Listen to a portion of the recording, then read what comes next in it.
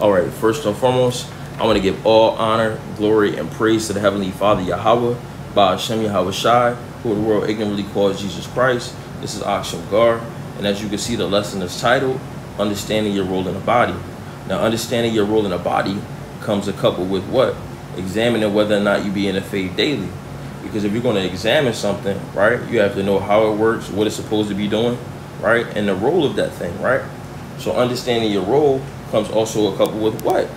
Understanding your spiritual gifts. Because when you understand your spiritual gifts, you can understand where it is that you should be, performing that gift inside the ministry, which would then help you find your actual role. So without further ado, I'm going to get into 1 Corinthians chapter 12 and verse 1.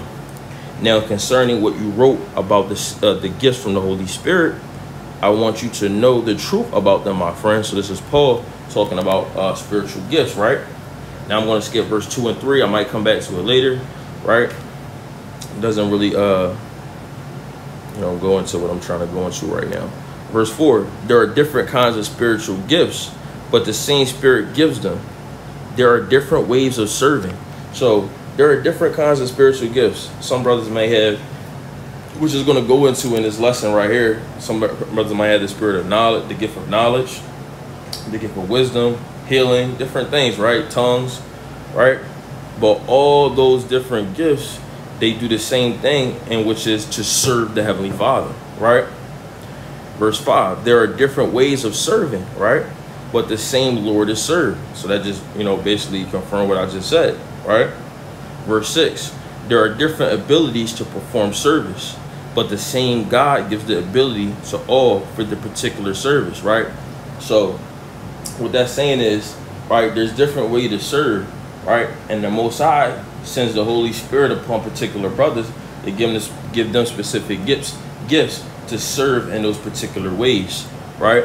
Verse 7, the Spirit presents the Spirit's presence is shown in some ways in each person for the good of all. So the Holy Spirit then gives special gifts to each individual brother for the good of all of us, right? Because the whole ministry, right, is to seal the elect and the 1/3 so that way we can get up out of here, get on them chairs and get our land back, right? So if you're aiding into the ministry and your role in some way, some shape or form through your spiritual gift, right, you're aiding the ministry so that way it's helping everybody, right? When I say everybody, I'm talking about the 144,000 and the 1/3 of the nation of Israel, right? Verse 8, the Spirit gives one person a message full of wisdom, while to another person, the same Spirit gives a message full of knowledge. So the point is, right, that same Spirit gives a gift of knowledge to a brother and a gift of wisdom to a particular brother, right? Now, that doesn't mean that just because that person has a message full of knowledge, that he doesn't obtain any wisdom at all, and then vice versa for the brother who received that wisdom, right? And it's to whatever measure that the Heavenly Father is giving you, and I'm gonna get that for you, right? Ephesians chapter 4, verse 7. Each one of us has received a special gift in proportion to what Hamashiach has given. So in proportion to whatever Hamashiach has given you, that specific gift, right? That's how far you can go. You can only go to your measure, right? So this is why I said, hold on, let me grab that scripture. 1 Corinthians chapter 12, and I believe I was at verse 8. So the point is, right, you may be given the gift of knowledge, right? Doesn't mean at all that you might not have the spirit of tongues, but you might not have the spirit of tongues to the measure of a certain brother. And then there's particular brothers that are given a multiplicity of different gifts, right? Where this brother might have tongues, wisdom, knowledge, right? Discernment of spirits, right? And he may excel in all those areas, right? Where another brother is just given this, the gift of wisdom. And he might have those other gifts that the same brother has, but it might not be to the measure in which that brother was given. You understand? So understanding this, right, it's all for the benefit of the ministry, right? So verse 8, the Spirit gives one person a message full of wisdom, while to another person the same Spirit gives a message full of knowledge.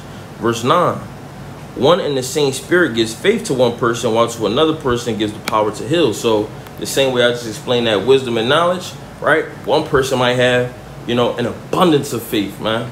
Like this brother might have so much faith where he is just rock solid in this thing, man. You can't shake it. You can't shake him. He believes so much in his ministry and in the Heavenly Father. Not saying that we all don't have the gift of faith, though. You understand? It's all according to your measure that was given by, from the Heavenly Father through the Holy Spirit. You understand? And that's the point. And that's the point that I'm trying to, you know, hit home with, right? It's all according to your measure, and you can only go as far as as your particular measure, right? Verse 10, the Spirit gives one person the power to work miracles, to another the gift of speaking the Most High's message. So let me go back. I want to touch on the power to heal, right? And the what was it? The spirit of faith. So I touched on the spirit of faith. You might have a gift of faith, and then also the power to heal, right? When we actually speak these words, right, we provide healing, right? The purpose of these video messages and us going out on the highways and byways, yes, it is to condemn, right, the 2/3, and then also seal the elect, but it's also to provide healing to the listeners, right? So if the elect is listening, we want to make sure it's edifying, exhorting, and comforting, right? So with comfort provides healing, you understand? Or say if I go ahead and I teach something, right, and then you had a particular thing on your mind, and the Most High allows you to receive these words in which the brother is speaking, and it casts a demon out of you, right? That's healing. You understand? Or you may talk to a particular brother, and he might just have like a specific gift of healing where whenever he talks to people, man, they just get comforted, man. That's a gift of healing, man. And that might be your particular gift. Who knows, right? When people just come to you for advice or just to you know, to vent a little bit and get encouraged or whatever, that may be your particular gift, right? So it says this, verse 10, the Spirit gives one person the power to work miracles, to another the gift of speaking the Most High's message, right? So one brother might be able to, you know, perform miracles, right? Another brother, you know, he might be a powerful speaker, blazing down Times Square, whatever, you know. This brother might have that particular gift, right? Now, like I said, I had to reiterate this. It doesn't mean that this particular brother who's good at delivering the Most High's message, right, the gift of speaking, right, it doesn't mean that he lacks in wisdom, right? He might, you know, he might be given the gift of, you know, speaking the Most High's message and wisdom and knowledge and understanding, right? But it might be another brother who has that particular gift of just speaking, and he might, you know, have wisdom and knowledge, but it might not be to the measure in which somebody else has. You understand? So we have to understand these things, right? So I just want to make sure you get it. So I'm going to keep going where it says, and yet to another, the ability to tell the difference between gifts that come from the Spirit and those that do not. So this is spiritual discernment, right? So you might have the gift of spiritual discernment where you could actually discern different spirits. Like, oh yeah, no, that's not from the Heavenly Father. That's a wicked gift. No, that you know, this brother over here, I can discern through the Spirit, he's a sincere brother. Or I can discern right through the Spirit that that's something off about this brother right here, man. I think he I don't think he right, man. Right? You might have that particular gift, because some brothers, you know, honestly don't have this particular gift where, you know, they can discern spirits, where they might not be able to tell if somebody's really off or not. They just think everybody's sincere, right? Certain brothers don't have that. That's why this is literally a gift, right? And you have to utilize that to help the ministry, because what if you're the only brother within your group of brothers that has spiritual discernment, right? You're helping the flock, right, discern whether or not saying that you know if brothers is right or not, but you can discern the different spirits on people, man, right? Or discern different gifts, right? You may be able to help the ministry in that way, right? Yo, let's stay clear of that, brother. You know what I'm saying? I sense a little, like, you know, griminess in him to the point where he might look like he want to do something to us, right? Or a brother might come up to camp, and some brothers might not perceive that this brother that's coming up to camp is a demon, right? But you do. So you say, hey, yo, why, you know, let's watch how we deal with this brother right here, man. You know what I'm saying? We won't want nothing to pop off, right? You might have that particular gift, right, to come in and step in the middle and say, hey, you know what, back off or something, whatever, right? But that every gift that's given through the Spirit is very essential and important to the ministry, and we're going to get into that, right? It says, to one person, he gives the ability to speak in strange tongues, and to another, he gives the ability to explain what is said, right? So that's speaking, different languages, and then also interpreting as well. Verse 11, but it is one and the same Spirit who does all this. As he wishes, he gives a different gift to each person. So everybody got different gifts, right? And some brothers have a multiplicity of different gifts, right? Verse 12, now we're going to get into the body. Hamashiach is like a single body, which has many parts. It is still one body, even though it is made up of different parts. In the same way, all of us, whether Jews or Gentiles, whether slaves or free, have been baptized into the one body by the same Spirit, and we have all been given the one Spirit to drink. So what this is talking about, Jews and Gentiles, it is not talking about heathen nations. It is talking about, our people who got caught up in the diaspora, and then also, who got, expelled out, Hellenized, different things like that, right? And I can further prove that with verse 2 right here. It says, you know that while you were still heathen, right? So this is Paul obviously giving a letter to the church of Corinth, right? Where, this is actually Israelites in there, right? That how could you be a heathen one day and not a heathen the next? So obviously you understand that this is talking to Israelites. You understand? So I don't want brothers to get confused by that as well. But that's not my main topic, right? So verse 14 says, for the body itself is not made up of one only part, but of many parts, right? So we are all a body. We have to look at it as such, right? We are all a body, right?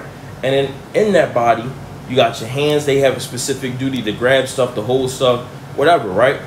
Each part of your body has a different gift, and all are essential towards that body working in a correct function, right?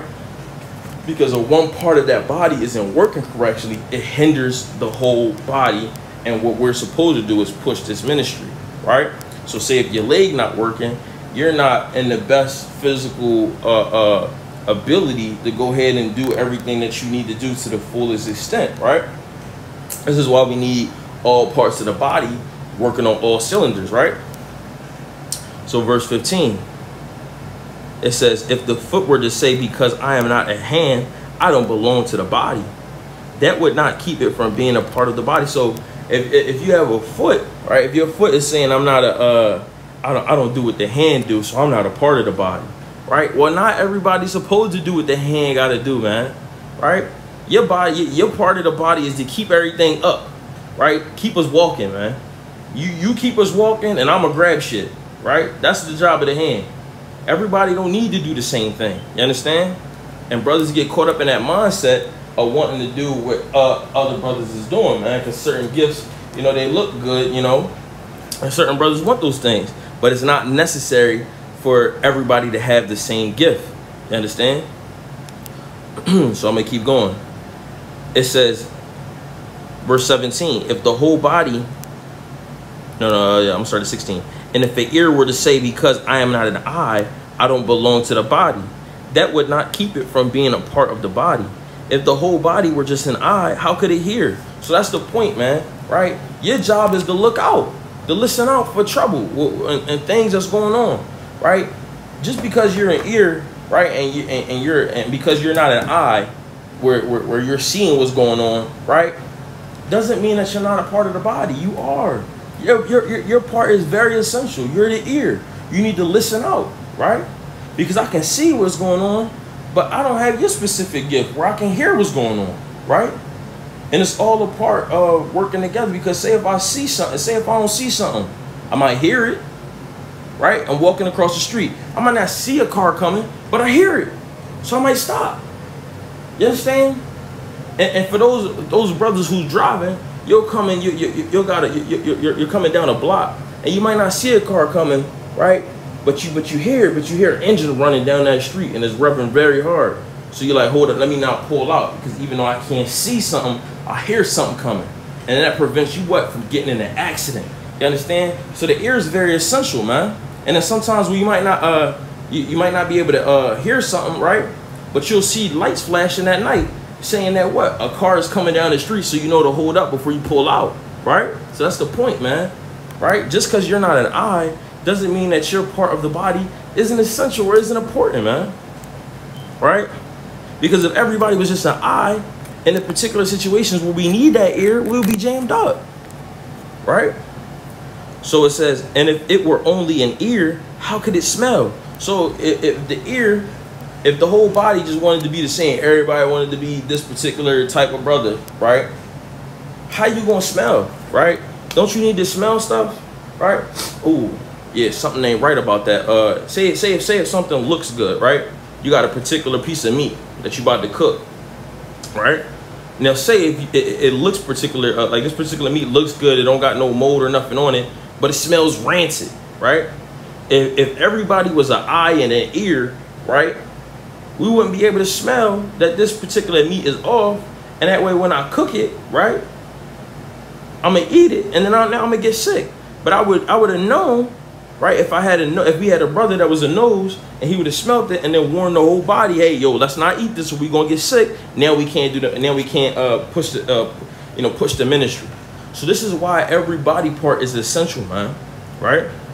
Verse 18, it says, however, as it is, however, the Most High put every different part in the body just as he wanted it to be. There would not be a body if it were all one part. As it is, there are many parts of one body. So then, verse 21, so then the eye cannot say to the hand, I don't need you, right? So just because a brother might be an eye and another brother might be an ear and is looked at as less honorable, right? A brother can't sit here and say, man, I don't need you, right? I'm the eye. I see everything that's going on. That's not the spirit to be in. Now, you know, if a brother get like that, he's not in the right spirit, right? Because we need all of each other to work as a cohesive body, right? So it says, on the contrary, we cannot do without the body parts. It's like we cannot do without the parts of the body that seem to be weaker, right? Verse 23, and those parts that we think aren't worth very much are the ones which we treat with the greater care, while the parts of the body which don't look very nice are treated with special modesty. Right, so that's the point, man.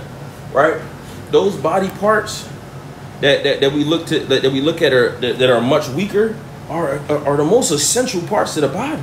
Right, are the most essential. Right, the mouthpiece. Right, you can think everything you want to think, but if you don't got a mouth, how you going to speak? How you going to say the words of the Heavenly Father? How are you going to eat? So how are you going to feed? Right, how are you going to feed? And how are you going to feed the body, right? So the point is, every part of the body is essential, man. And not one part of the body can say to the other part of the body that, you know, it's not necessary, right? And that's the point, man. We have to understand that. Verse 24, which the more beautiful parts do not need.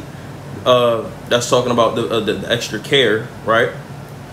The Most High himself has put the body together in such a way as to give great honor to those parts that need it, right? Verse 25, and so there is no division in the body, but all